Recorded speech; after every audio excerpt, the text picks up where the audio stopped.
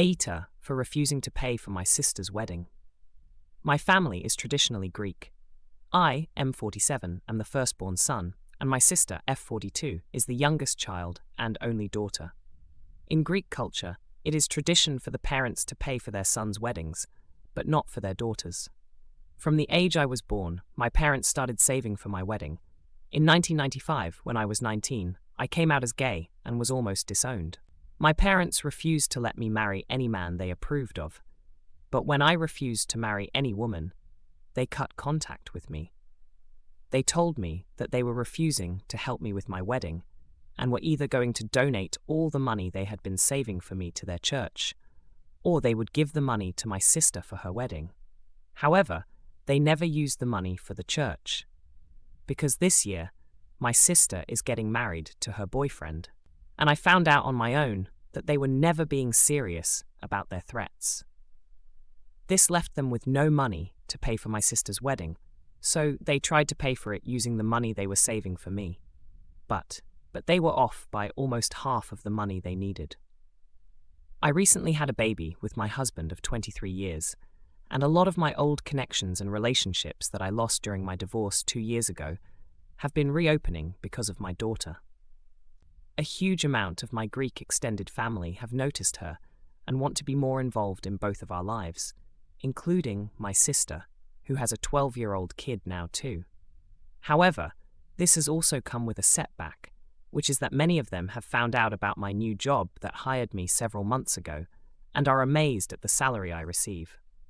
My new job pays me particularly well, and once everyone found out about my salary, my sister approached me.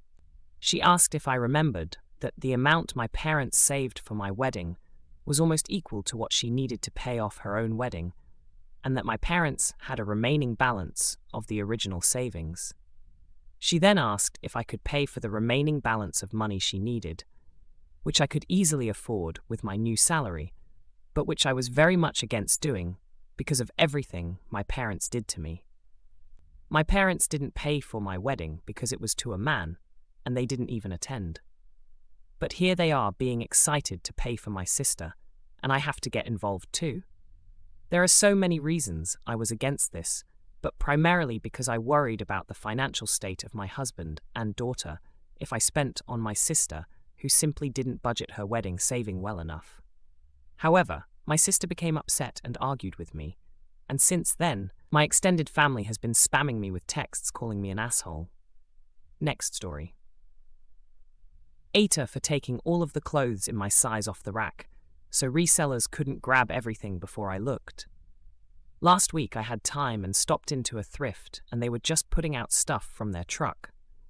I am never so lucky to be there when that happens. The shops are always very picked over, with just Old Navy or Target clothes whenever I can go. So I was happy I might find something. I started browsing normally and was finding some good stuff for once.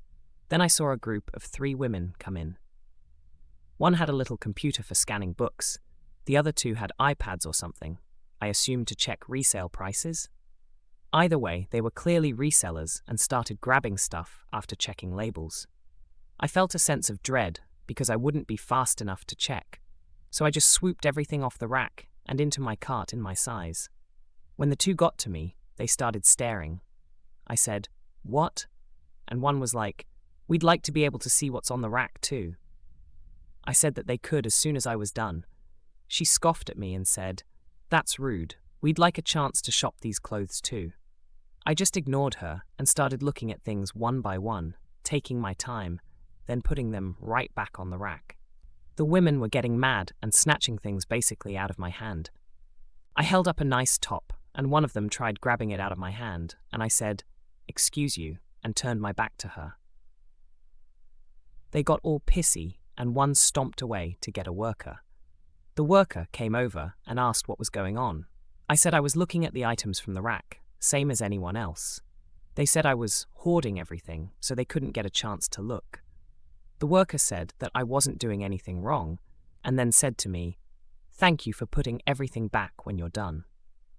I finished what I was doing with the women breathing down my neck and took my clothes to go try on. One of them kept following me and asked me what the fuck my problem was, why I was being such a bitch, etc. I said, "Sorry that you're having a bad day, but it's really not my problem." AITA?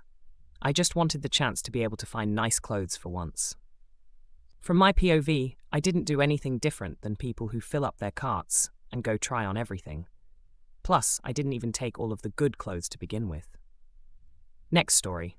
AITA for leaving my nieces out of my wedding. Thank you for the prior advice. Here is the update and back to the story for anyone new.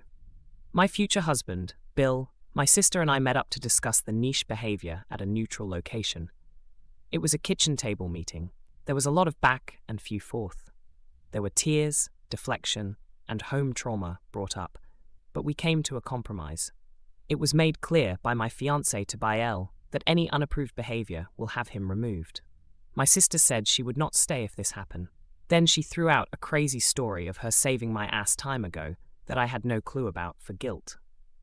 For last part of our sit-down, the topic of therapy was advised, but to be frank, Bael's good nature is literally been gaslighting my sister's paranoia to a whole new level. I think pretty much she called that suggestion a pact from hell. I hurt myself laughing, and it was disregarded by her. We left the best we could with my mother pulling some other freako control thing on her and Bil, and some ground rules on her behavior of gifts and behavior. Now back to the wedding. The band broke the already broken oath, dresses were wrecked, and Bil's favourite car of his, lovely Mustang, also was vandalized with spray paint of tashed love band rules by the nieces. The place we rented for the wedding weekend had a secondary building. All three of them were banned via its incorrect design. Lack of detail. The wedding did have a few roses that bloomed beautifully 4 hours before the wedding to gift wonderful natural soak for some reason. Stars were bright, and my new husband is amazing and had planned for everything. No access, no change of colours, and no speaking canopies. Thank you for the advice. It ranged from good to gooder. Thank you, internet strangers. Next story.